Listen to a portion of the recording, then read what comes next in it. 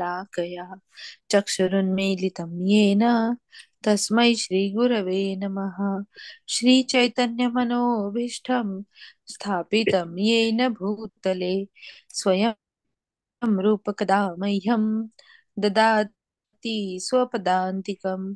हे कृष्ण करुणा सिन्धो दीनबंधो जगत्पते गोपेश गोपिका कांता राधा कांता नमोस्तुते। तप्त कांचन गौरंगी राधे वृंदावनेश्वरी वृषभानुसुते देवी प्रणमामि हरिप्रिये। नमः ॐ विष्णुपदाय कृष्णपृष्ठाय भूतले श्रीमते भक्ति वेदांत स्वामिना इति नामिने। नमस्ते सरस्वते देवे गौरवाणी प्रचारिणे निर्विशेष शून्यवादी पाश्चात्य देश तारिणे। जय हो श्री कृष्ण चैतन्य प्रभु नित्यानंद श्री अद्वैत गदाधार श्रीवासादि गौर भक्त वृंद। हरे कृष्णा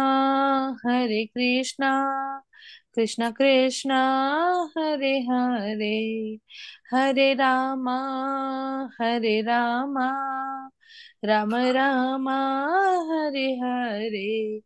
हरे कृष्ण सर्वांना। वाचनाला सुरुवात करण्याआधी प्रभू श्रीकृष्णांच्या चरणी नतमस्तक होऊया आणि त्यांचा आशीर्वाद घेऊया। श्री श्री राधा गोविंदांच्या चरणी नतमस्तक होऊया आणि त्यांचा आशीर्वाद घेऊया। श्रीला प्रभुपादांच्या चरणी नतमस्तक होऊया आणि त्यांचा आशीर्वाद घेऊया। नामनिष्ठ दास प्रभूजींना वंदन करूया आणि माझ्या प्रेरणा पूजा माताजी, मनीषा माताजी आणि अन्वया माताजी यांना वंदन करून आज आपण आपल्या वाचनाची सुरुवात करूया। इस्कॉन श्री श्री राधा गोविंद टेम्पल मंगलुरू यांच्या श्री ईशोपनिषद या पुस्तकाच्या मराठीमधील वाचनामध्ये तुम्हा सर्वांचं स्वागत आहे। तर आपण आपल्या मंत्र 13 वाचत होतो। 13व्या मंत्राच्या वाचनाला आपण सुरुवात केली होती। उर्वरित वाचन आपण आता करूया। मी सुरुवात करते। हरे कृष्ण। श्रील प्रभुपाद की जय। जेव्हा भगवान श्रीकृष्ण भूतलावर उपस्थित होते त्यावेळी भगवद्गीतेत वर्णिलेल्या भक्तियोगाच्या तत्वांनी ग्लानी आली होती। म्हणून भगवंतांनी आपला सर्वात घनिष्ठ भक्त आणि सखा अर्जुन याच्यापासून पुन्हा गुरु शिष्य परंपरा आरंभ केली होती। भगवंतांनी अर्जुनाला स्पष्टपणे म्हटले भगवद्गीतेतील 4थ्या अध्यायात 3ऱ्या श्लोकात की तो त्यांचा भक्त व मित्र असल्यामुळे केवळ तोच भगवद्गीतेची तत्वे समजू शकत होता। दुसऱ्या शब्दात सांगावयाचे तर जो भगवंतांचा सखा आणि भक्त नाही त्याला गीता मुळीच समजणार नाही, किंवा जो अर्जुनाच्या पदचिन्हांचे अनुसरण करतो तोच भगवद्गीता समजू शकतो। सध्या या उदात्त संवादाचे अनेक भाष्यकार आणि अनुवादक आहेत। हे भाष्यकार भगवान श्रीकृष्ण आणि किंवा त्यांनी अर्जुनाला दिलेल्या आदेशांबद्दल काहीच जाणत नाहीत। असे भाष्यकार भगवद्गीतेतील श्लोकांचे मनाप्रमाणे अर्थ लावतात आणि तिच्या नावाखाली अनेक तुच्छ सिद्धांत मांडतात। या भाष्यकारांचा श्रीकृष्ण किंवा त्यांचे शाश्वत धाम यापैकी कशावरही विश्वास नसतो। तेव्हा भगवद्गीतेचे स्पष्टीकरण ते कसे काय करू शकतात? श्रीकृष्ण भगवद्गीतेत 7व्या अध्यायात 20व्या आणि 23व्या श्लोकात स्पष्ट सांगतात की बुद्धी गमावलेले लोक क्षुद्र वरदानांकरिता इतर देवतांची पूजा करतात आणि शेवटी असा सल्लाही देतात की आपण सर्व धर्मांचा त्याग करून केवळ त्यांनाच शरणागत गेले पाहिजे। भगवद्गीतेतल्या 18व्या अध्यायातला 66वा श्लोक, जे सर्व पापातून मुक्त झाले आहेत केवळ तेच भगवंतांवर अशी दृढ श्रद्धा दाखवू शकतात। बाकी सर्व लोक आपल्या अनधिकृत अशा तुच्छ पूजा विधींना घेऊन भौतिक स्तरावरच घिरट्या घालत राहतील व शेवटी सर्व मार्ग एकाच लक्ष्याकडे जातात। या चुकीच्या समजुतीमुळे खऱ्या मार्गापासून भ्रष्ट होतील।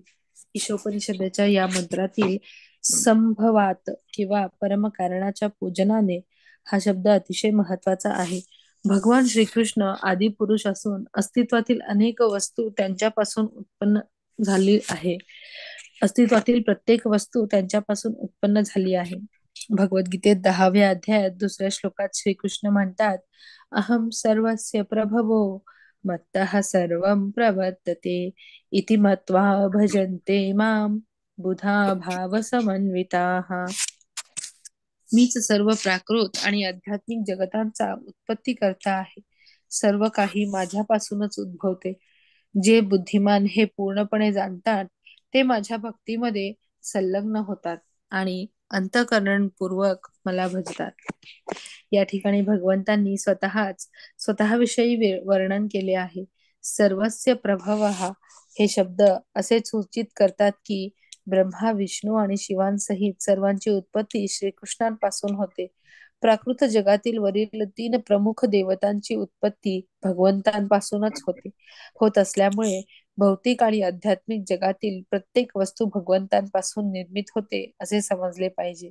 अथर्व वेदात गोपाल तापनी उपनिषद 1.24 असे म्हटले आहे की ब्रह्मदेवाच्या आधी अस्तित्वात असणारे व ब्रह्मदेवांना वैदिक ज्ञान प्रदान करणारे तेच भगवान श्रीकृष्ण. त्याचप्रमाणे नारायण उपनिषदात श्लोक 1 असे म्हटले आहे की त्यानंतर भगवान नारायणांना जीव उत्पन्न करायची इच्छा झाली. अशा रीतीने नारायणांपासून ब्रह्मदेव प्रकटले. प्रजापतींची उत्पत्ती त्यांनी केली. इंद्राला निर्माण त्यांनीच केले.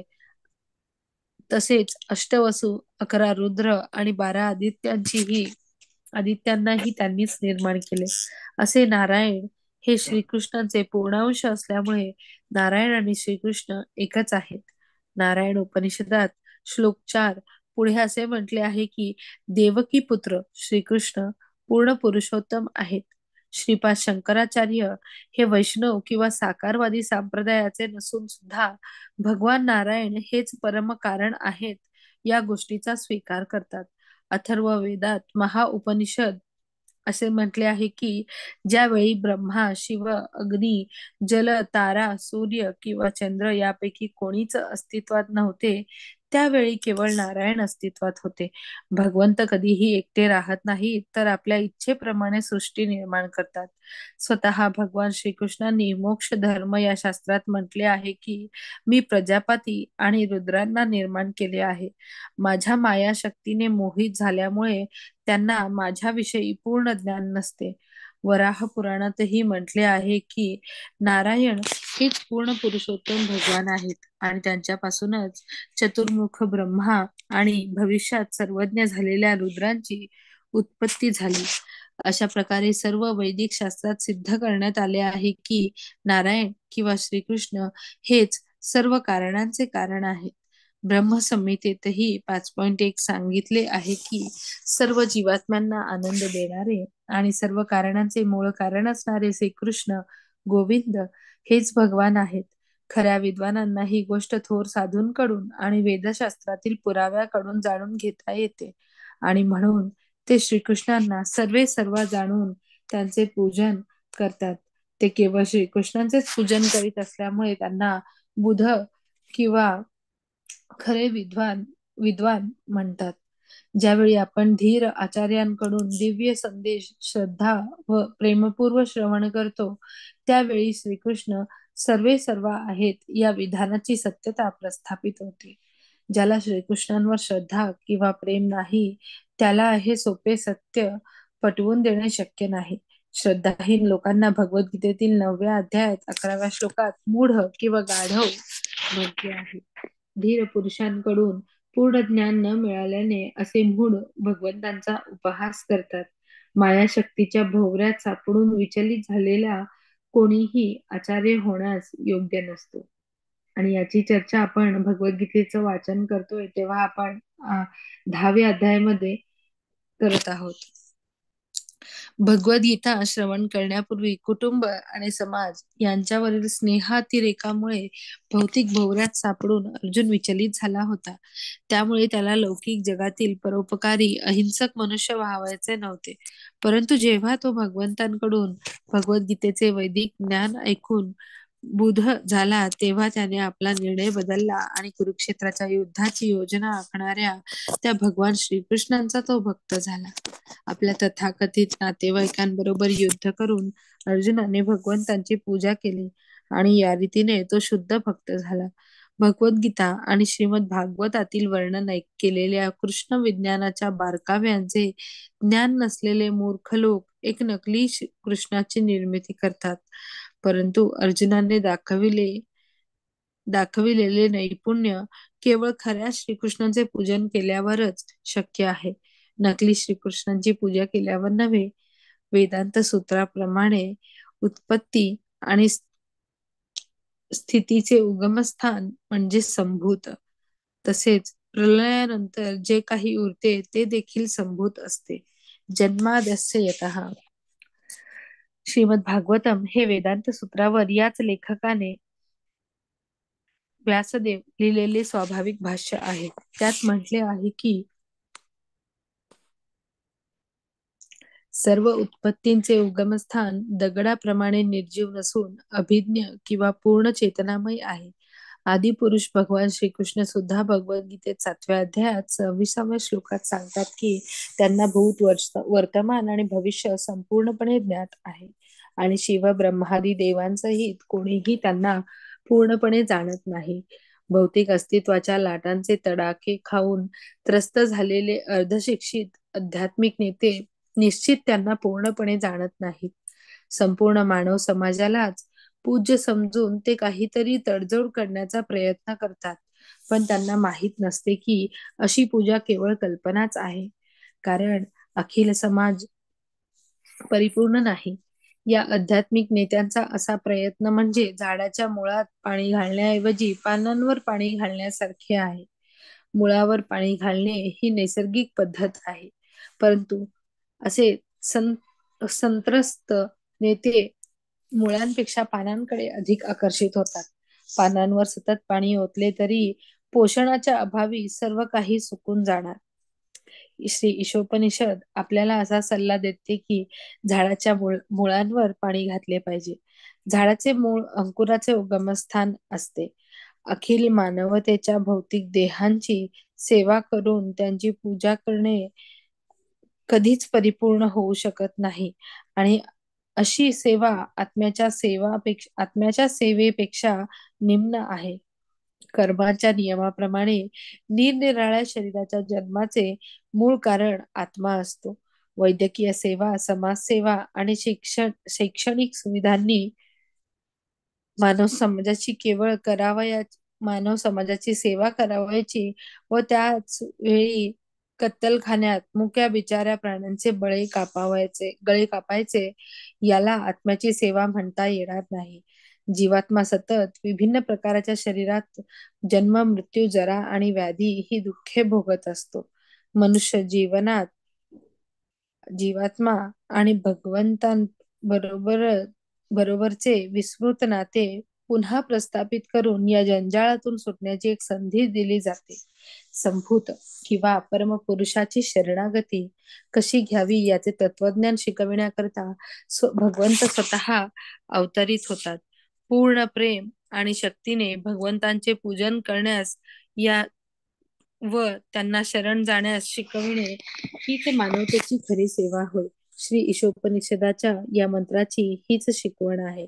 या कलहाच्या युगात भगवंतांनी पूजा करण्याचा सर्वात सोपा मार्ग म्हणजे भगवत लीलांचे श्रवण कीर्तन करणे. परंतु मानसिक तर्क करणाऱ्या लोकांना या लीला काल्पनिक वाटतात, म्हणून ते लीलांचे श्रवण करण्यास तयार नसतात आणि भोळ्या बाबड्या जनतेचे लक्ष दुसरीकडे वेधण्याकरता निरर्थक शाब्दिक गप्पा मारतात. श्रीकृष्ण लीलांचे श्रवण करण्याऐवजी असे नकली गुरु आपल्या अनुयायांना स्वतःचेच गुणगान करण्यास प्रोत्साहित करून स्वतःची जाहिरात करतात. आधुनिक काळात अशा पाखंडींची संख्या बरीच वाढली असून भोळ्या जनतेला अशा ढोंगी आणि नकली अवतारांच्या अपवित्र प्रचारापासून वाचवणे म्हणजे शुद्ध भक्तांसमोर एक मोठीच समस्या होऊन बसली आहे. आदिपुरुष भगवान श्रीकृष्णांकडे सर्व उपनिषदे अप्रत्यक्षरित्या लक्ष वेधतात, परंतु सर्व उपनिषदांचे सार असलेली भगवद्गीता सरळ त्यांच्याकडे अंगुली निर्देश करते. म्हणून भगवद्गीता किंवा श्रीमद भागवतातून श्रीकृष्णांचे यथारूप श्रवण करावे. तसे केल्याने आपले मन सर्व अभद्र गोष्टींपासून शुद्ध होते. श्रीमद भागवतात पहिल्या स्कंदात 2ऱ्या अध्यायात 17व्या श्लोकात म्हटले आहे की भगवंतांच्या लीला श्रवणाने भक्त भगवंतांचे लक्ष वेधून घेतो. प्रत्येकाच्या हृदयात स्थित भगवंत त्या भक्ताला योग्य मार्गदर्शन करून मदत करतात. भगवद्गीता ही 10व्या अध्यायातल्या 10व्या श्लोकात पुढील शब्दांत याची पुष्टी करते. ददामी बुद्धी योगम तम येन मापयन्ति ते. भगवंतांच्या आंतरिक मार्गदर्शनामुळे भक्ताच्या हृदयातील रजतम गुणांपासून उत्पन्न झालेले अभद्र नष्ट होतात. अभक्त नेहमीच रज तम गुणांच्या प्रभावाखाली असतात. रजोगुणी मनुष्य भौतिक लालसेपासून मुक्त होऊ शकत नाही आणि तमोगुणी मनुष्य तो कोण आहे किंवा भगवंत कोण आहेत हे जाणत नाही. म्हणून रज आणि तम गुणांचा प्रभाव असताना आत्मसाक्षात्कार होण्याची शक्यता नसते. मग भले ते धार्मिकपणाचे कितीही सोंग आणोत. भगवत कृपेने भक्त हा रज आणि तम गुणांपासून मुक्त होऊ शकतो. अशा प्रकारे एक भक्त पूर्ण ब्रह्मणत्वाचे लक्षण अर्थात सत्वगुणाची प्राप्ती करतो. प्रामाणिक आध्यात्मिक गुरूंच्या मार्गदर्शनाखाली जर त्या एखाद्याने भक्तियोगाच्या मार्गाचे अनुसरण केले तर कोणीही ब्राह्मण होऊ शकतो. श्रीमद भागवतातही 2ऱ्या स्कंदामध्ये 4थ्या अध्यायात 12व्या श्लोकात म्हटले आहे, किरात हुणांध्र पुली पुलकशा आभीरशुंभा यावनाः खसादयः येने च पापा यदपाश्रयाश्रयाः शुद्धयन्ति तस्मै प्रभविष्णवे नमः. नीच कुळात जन्मलेली कोणतीही व्यक्ती भगवंतांच्या शुद्ध भक्ताच्या मार्गदर्शनाखाली शुद्ध होऊ शकते, कारण भगवंतांचे सामर्थ्य अद्वितीय आहे. ब्राह्मणत्वाचे गुण संपादन केल्यावर मनुष्य सुखी होतो व भगवत भक्तीकरिता उत्साहित होतो. भगवत विज्ञान त्याच्या समोर आपोआप प्रकट होते. ते प्रकट झाल्यावर तो हळूहळू भौतिक आसक्तीपासून मुक्त होत जातो व त्यांचे संशयखोर मन भगवत कृपेने स्फटिकासारखे स्वच्छ होते. ही अवस्था प्राप्त होताच तो मुक्त होऊन पदोपदी भगवंतांचे दर्शन करू शकतो. या मंत्रानुसार संभव ची पूर्णावस्था होय. हरे कृष्णा. अशा प्रकारे आपण आपल्या 13व्या मंत्राचं वाचन संपवलेलं आहे. तर आपण आपल्या सुरुवात करूया आपल्या 14व्या मंत्राच्या वाचनाला. हरे कृष्णा. श्रील प्रभुपाद की जय. संभूतिं च विनाशं च यस्तद वेदोभयं सह विनाशेन मृत्युं तीत्वा संभूत्या अमृतमश्नुते. संभूती शाश्वत भगवान, त्यांचे दिव्य नाम रूप लीला गुण आणि सामग्री, त्यांच्या धामातील विविधता इत्यादी. च आणि विनाशम मिथ्या नाम, यश इत्यादी असलेले देवी देवता मनुष्य पशु इत्यादींचे अनित्य भौतिक प्राकट्य. च आणि यहा जो ते वेद जाणतो, उभयम दोन्ही सह बरोबर, विनाशेन सर्व काही नाशवंत असलेले, मृत्यू तीत्वा विजय प्राप्त करून, संभूत्य शाश्वत भगवद्धाम, अमृतम अमरत्व, अश्नुते आनंद उपभोगतात. भाषांतर. भगवान श्रीकृष्ण यांचे आणि त्यांचे दिव्य नाम रूप गुण व लीला आणि अनित्य देवता मनुष्य व पशूंचा समावेश असलेले भौतिक प्राकट्य, या दोन्ही गोष्टी आपण पूर्णपणे जाणल्या पाहिजे. त्या जाणल्याने आपण त्या जाणल्याने आपण मृत्यू व अनित्य भौतिक प्राकट्यांवर विजय मिळवू शकतो आणि भगवंतांच्या नित्यधामात जाऊन आनंद व ज्ञानाचे शाश्वत जीवन उपभोगू शकतो. तात्पर्य. ज्ञानाच्या तथाकथित प्रगतीच्या नावावर मानवी संस्कृतीने अंतराळ यानाने व अणु ऊर्जेसारख्या अनेक वस्तू निर्माण केल्या आहेत. तरी सुद्धा लोकांना मरावे लागणार नाही, जन्म घ्यावा लागणार नाही, वृद्ध व्हावे लागणार नाही की व्याधिग्रस्त व्हावे लागणार नाही, अशी परिस्थिती निर्माण करण्यास ही संस्कृती असमर्थ ठरली आहे. जेव्हा एक बुद्धिमान मनुष्य एका तथाकथित शास्त्रज्ञासमोर वरील क्लेशासंबंधी प्रश्न विचारतो, तेव्हा तो चालाखीने उत्तर देतो की विज्ञान प्रगतीपथावर आहे आणि अखेर ते मृत्यू, म्हातारपण, रोगापासून मनुष्याची कायमची सुटका करणारच. अशी उत्तरे शास्त्रज्ञांचे भौतिक जगाबद्दलचे असणारे घोर अज्ञानच दाखवतात. भौतिक प्रकृतीमध्ये प्रत्येक जण जडत्वाच्या कठोर नियमांनी बद्ध आहे. जन्म, वृद्धी, स्थिती, प्रजोत्पादन, क्षय आणि शेवटी मृत्यू या 6 अवस्थातून प्रत्येकाला जावेच लागते. भौतिक प्रकृतीच्या संसर्गात असलेला कोणताही जीव या परिवर्तनाच्या 6 नियमांचे उल्लंघन करू शकत नाही. म्हणून कोणीही, मग ते देवता असो, पशु असो किंवा वनस्पती असो, या भौतिक जगात चिरायू होऊ शकत नाही. वेगवेगळ्या योनीतील जीवांची वेगवेगळी आयुमर्यादा असते. या भौतिक ब्रह्मांडातील प्रमुख जीवात्मा ब्रह्मदेव लाखो कोट्यावधी वर्षे जगतो, तर एक लहानसा किडा काही तासांकरिताच जिवंत राहतो. परंतु भौतिक जगात कोणीही चिरकाल जगू शकत नाही. काही विशिष्ट परिस्थितीत वस्तू निर्माण होतात. त्या काळी त्या काही काळ टिकतात आणि जर जगल्या तर वाढतात, प्रजोत्पादन करतात. पुढे क्रमशः क्षय होतो आणि शेवटी नाहीसा होतो. या नियमाप्रमाणे अनेक ब्रह्मांडातील लक्षावधी ब्रह्मदेवांनाही आता ना उद्या मरावे लागते. म्हणून या संपूर्ण ब्रह्मांडालाच मर्त्यलोक म्हणतात. लौकिक शास्त्रज्ञ आणि राजकारणी लोकांना या जागेलाच मृत्यूरहित करावयाचे आहे, कारण त्यांना मृत्यूरहित अशा दिव्य प्रकृतीविषयी काहीच माहिती नाही. याचे कारण म्हणजे परिपक्व अशा दिव्य अनुभूतींनी भरलेल्या वैदिक शास्त्रांविषयीचे त्यांचे अज्ञान होय. या दुर्दैवाने आधुनिक मनुष्य जेव्हा वेद, पुराणे व इतर शास्त्रातून ज्ञान घेण्याच्या विरुद्ध आहे. विष्णू पुराणात 6.7.61 असे म्हटले आहे की विष्णू शक्ती ही परा प्रोक्ता क्षेत्रज्ञाख्या तथा परा अविद्या कर्म संज्ञान्या तृतीया शक्तिरिष्यते. भगवान विष्णूंकडे परा म्हणजे श्रेष्ठ आणि अपरा म्हणजे गौण नावाच्या 2 भिन्न शक्ती आहेत. जीवात्मे पराशक्ती आहेत. सध्या आपण या भौतिक शक्तीत गुंतून पडलो आहोत. तिला अपराशक्ती म्हणतात. या अपराशक्तीतून भौतिक सृष्टी उत्पन्न होते व ही शक्ती जीवांना अज्ञानाने म्हणजेच अविद्या आवृत्त करून सकाम कर्मे करण्यास भाग पाडते.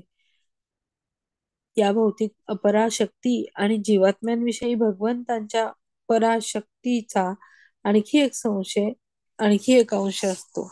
ही पराशक्ती म्हणजे नित्य मृत्यूरहित असे भगवत धाम होय. परस्तमास्तु भावेन्यो अव्यक्तो व्यक्त व्यक्तात् सनातनः यः सः सर्वेषु भूतेषु नश्यस्तु न विनिष्यति. भगवद्गीतेत 8व्या अध्यायात 20व्या श्लोकात या धामाचे वरील प्रमाणे वर्णन केलेले आहे. सूर्य, चंद्र आणि शुक्रासहित ऊर्ध्व, मध्य आणि अधः असे सर्व ग्रहलोक संपूर्ण ब्रह्मांडात विखुरलेले आहेत. ब्रह्मदेव जिवंत असेपर्यंत हे ग्रह अस्तित्वात राहतात. परंतु काही अधोलोक ब्रह्मदेवांचा एक दिवस संपला की नष्ट केले जातात आणि दुसऱ्या दिवसाच्या सुरुवातीला पुन्हा निर्माण केले जातात.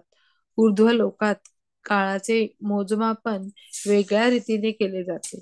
बऱ्याच ऊर्ध्व ग्रहांवर आपले 1 वर्ष म्हणजे त्यांचे केवळ 24 तास आणि 1 दिवस आणि रात्र, पृथ्वीवरील 4 युगे सत्य, त्रेता, द्वापर आणि कली म्हणजे त्यांची केवळ 12,000 वर्षे. या काळाला जर हजाराने गुणले तर ब्रह्मदेवांचा 1 दिवस होतो आणि त्यांची रात्रही तेवढीच असते. अशा दिवस रात्रींचे महिने वर्ष होतात व ब्रह्मदेव अशी 100 वर्षे जगतात. ब्रह्मदेवांच्या मृत्यूनंतर संपूर्ण सृष्टी नष्ट केली जाते. हरे कृष्णा. तर आपण इथे थांबूया. उर्वरित वाचन आपण उद्या करूया. तर अशा प्रकारे ब्रह्मदेवांच्या दिनचर्येचं किंवा आयु मर्यादेचं वाचन किंवा आपण ज्याची गणना वेदिक मॅथ्स द्वारे करू शकतो, याचं वाचन आणि थोडी चर्चा आपण भगवद्गीतेचं वाचन करताना केलेली आहे. तर अशा प्रकारे आपण इथे थांबूया. मी प्रार्थना म्हणते आणि मग आपण थांबू. वांछा